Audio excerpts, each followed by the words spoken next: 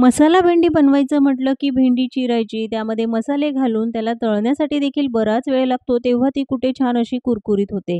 पण असं काहीही न करता एकदा बनवलेली ही भेंडी तुम्ही वर्षभर खाऊ शकता. ती ही अगदी कुरकुरीत चविष्ट मसाला भेंडी.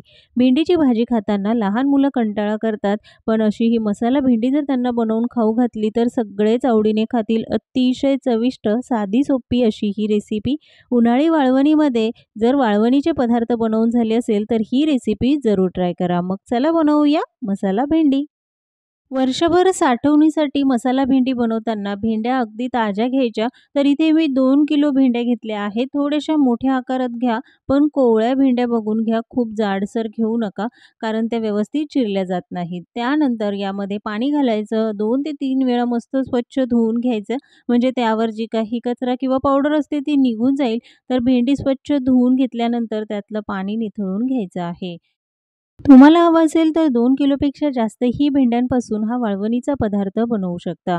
धुतलेल्या भेंड्या एका मोठ्या भांड्यामध्ये काढून त्यातलं पाणी निथळून घ्यायचं. त्यानंतर एका सुती कपड्यावर पसरवून ठेवायच्या 10 मिनिटासाठी, म्हणजे त्यावर जे काही पाणी आहे ते निघून जाईल.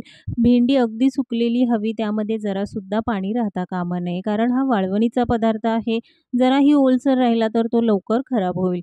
त्यानंतर 10 मिनिटं पंख्याच्या हवेखाली सुकवून लगेचच सुती कपड्याने पुसूनही घेऊ, म्हणजे जे काही एक्स्ट्राचं पाणी असेल ते निघून जाईल आणि अगदी कोरडी अशी ही भेंडी होईल. यामध्ये जरासुद्धा पाणी नाही. त्यानंतर भेंडी चिरून घ्यायची. आता चिरताना देठ काढून घ्यायचे आणि उभ्या आकारामध्ये भेंडी चिरायची आहे. तुम्हाला हवं असेल तर गोल चिरली तरीही चालेल.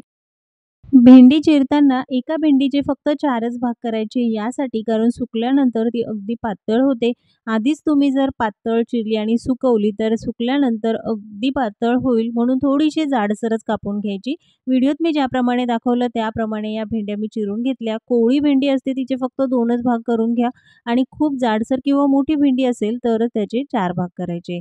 सगळ्या भेंड्या चिरून घेतल्या, त्यानंतर एका मोठ्या भांड्यामध्ये घालून घेऊया.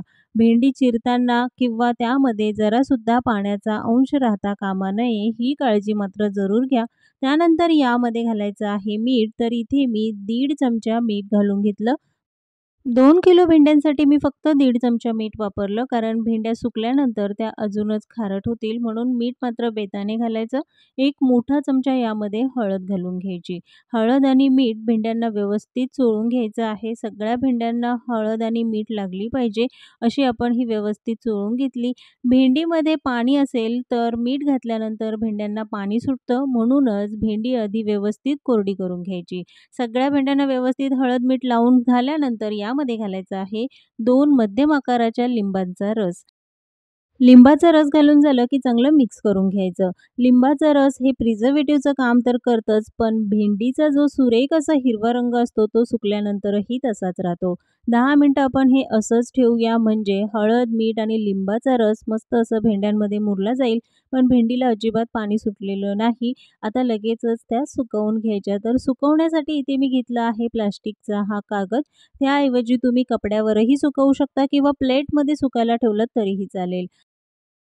लिंबाचा रस घातल्यामुळे भेंडीला हलकंसं पाणी सुटलं जातं आणि त्यामुळे भेंडी चिकट झाली, पण सुकवल्यानंतर ती मस्त अशी मोकळी होते. भेंडी जेव्हा सुकवतो तेव्हा एकसोबत सगळ्या भेंड्या सुकवायला ठेवायच्या नाही. अशा मोकळ्या-मोकळ्या करून सुकवायच्या, म्हणजे त्या लवकर सुकल्या जातात आणि व्यवस्थित सुकतात. मी व्हिडिओत ज्याप्रमाणे दाखवलं आहे त्याप्रमाणे या भेंड्या व्यवस्थित सुकवायला ठेवायच्या. उरलेल्या ज्या बिया आहेत त्या फेकून न देता तुम्हाला हवं असेल तर सुकवून घ्या किंवा मग कांदा, मिरची, टोमॅटोची मस्त अशी फोडणी घालून त्याची भाजी बनवू शकता. सगळ्या भेंड्या सुकायला ठेवल्या आहेत. शक्य असेल तर कडकडीत उन्हात सुकवून घ्या, म्हणजे लवकर सुकतात. तर इथे मी 2 दिवस उन्हामध्ये या भेंड्या सुकवून घेतल्या. शक्य असेल तर उन्हातच सुकवा, कारण सावलीमध्ये सुकायला जरा जास्त वेळ लागतो. उन्हामध्ये ही प्रोसेस पटकन होते आणि म्हणूनच उन्हाळ्यामध्ये असे साठवणीचे पदार्थ बनवले जातात. 2 दिवस उन्हामध्ये भेंड्या सुकवून घेतल्या. कदाचित तुम्हाला थोडा जास्त वेळही लागेल. जर चांगलं ऊन तुमच्याकडे येत असेल तर अगदी 2 दिवसात भेंड्या छान सुकल्या जातात. रंगही सुरेख आलेला आहे. आता याच भेंडीचा वापर करून मस्त कुरकुरीत चटपटीत अशी मसाला भेंडी बनवूया.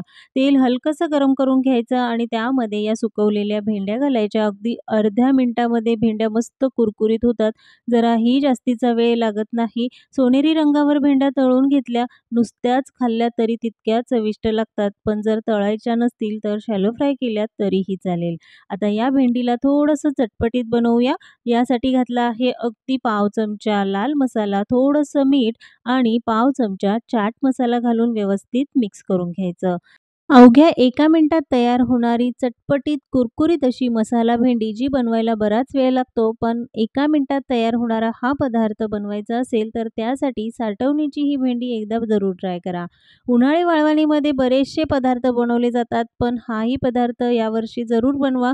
तुमचं काम नक्कीच सोपं होईल. हवं तेव्हा फक्त तळायची किंवा भाजी बनवायची आणि चटपटीत असा हा पदार्थ खाण्यासाठी तयार. मुलं देखील अगदी आवडीने खातील. अगदी कुरकुरीत भेंडी तयार होते. तळल्यानंतर तुम्ही कितीही वेळ बाहेर ठेवली तरी ती तितकीच कुरकुरीत राहते. आजचा हा पदार्थ तुम्हाला कसा वाटला? कमेंट्स करून जरूर सांगा. पुन्हा भेटूया एका नवीन रेसिपीसोबत.